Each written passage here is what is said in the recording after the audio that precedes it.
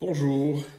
Quelqu'un m'a dit récemment qu'il avait été totalement bouleversé à la lecture d'un poème de Maître Eckhart qui s'appelle Le grain de sénévé, donc le grain de moutarde, par allusion avec le passage biblique qui explique que la parole, la parole de Dieu, c'est-à-dire la présence de Dieu en nous, est d'abord comme une toute petite graine de moutarde.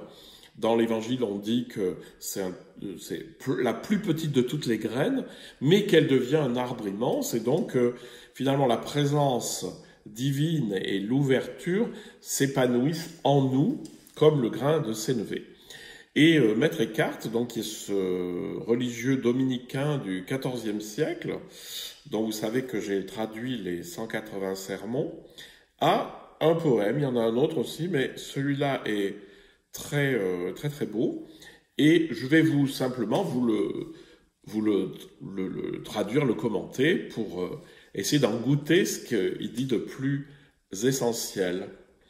Euh, donc, ça commence comme ça.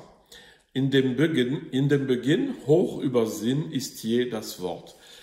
Donc, c'est intéressant, c'est un poème avec des in dem Beginn, 4 syllabes, hoch über Sinn, 4 syllabes, ist je das Wort. Hein? 1, 2, 3, 4, 1, 2, 3, 4, 1, 2, 3, 4. Voilà. Donc, c'est des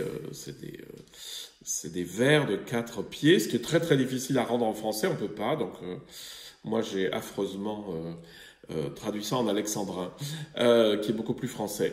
Et donc, le début, c'est in dem Beginn, au commencement.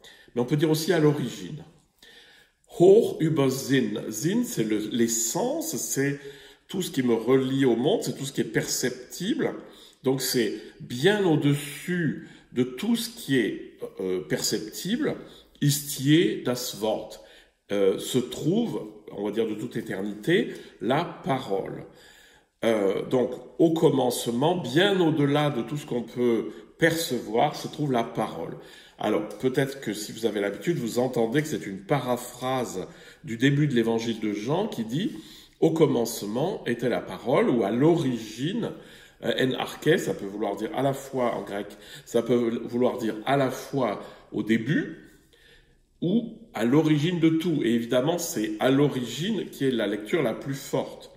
Parce que quand on dit la parole, évidemment, c'est ce qu'on appelle la parole de Dieu, mais attention, la parole de Dieu, souvent on confond avec les paroles de la Bible. Non, la parole de Dieu, c'est Dieu qui s'exprime.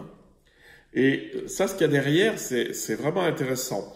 Eckhart l'utilise souvent et l'explique très bien, c'est que la parole, c'est quelque chose qui est en moi, et dès que je la prononce, elle devient consciente chez l'autre. C'est-à-dire qu'elle est reçue chez l'autre. Néanmoins, elle continue à vivre en moi.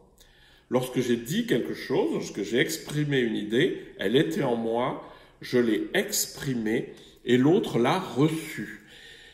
Donc, dans le cas de Dieu, Eckhart explique très bien que lorsque la parole de Dieu, l'unique parole de Dieu, c'est de se donner lui-même. C'est-à-dire, vous êtes en position d'accueil en face, et la parole de Dieu, c'est ce qui fait de vous quelque chose qui reçoit le divin. Donc, au tout début, il y a le fait que le divin veut se communiquer, veut se donner.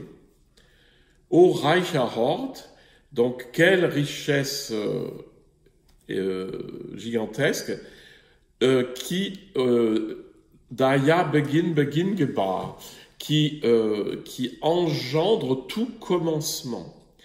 Donc c'est le commencement qui engendre le début de tout ce qui existe. Ô Vaterbrust, alors Vater c'est Dieu, et Vaterbrust, c'est la poitrine, le cœur du Père, duquel va sortir cette parole. Aus der mit Lust das Wort je floss. C'est que la parole s'écoule.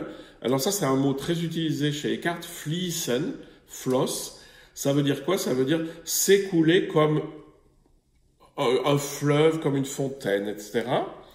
et que du cœur de Dieu s'écoule la parole. C'est-à-dire que la parole s'écoule mit Lust. Donc alors aujourd'hui on traduirait par plaisir, mais c'est avec la béatitude. C'est-à-dire que tant recevoir la nature divine que la donner à partir de Dieu est source de joie, source de béatitude. Doch hat der Schoß das Wort behalten.